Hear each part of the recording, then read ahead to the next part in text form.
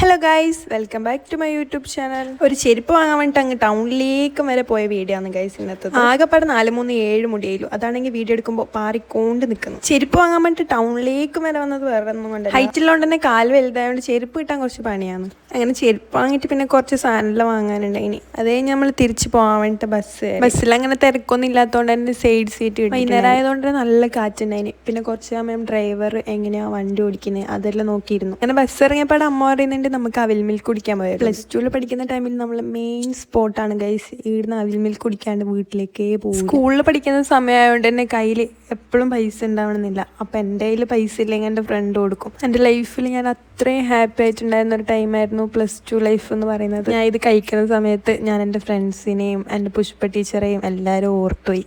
ഞാൻ അതും കഴിച്ച് നമ്മൾ നേരെ വീട്ടിലേക്ക് പോയി. അപ്പോൾ വീഡിയോ ഇഷ്ടപ്പെട്ടാൽ ലൈക്ക് ചെയ്യുക, ഷെയർ ചെയ്യുക, സബ്സ്ക്രൈബ് ചെയ്യുക. അടുത്ത വീഡിയോ ആയിട്ട് വരുന്നവരെ ബൈ ഗൈസ്.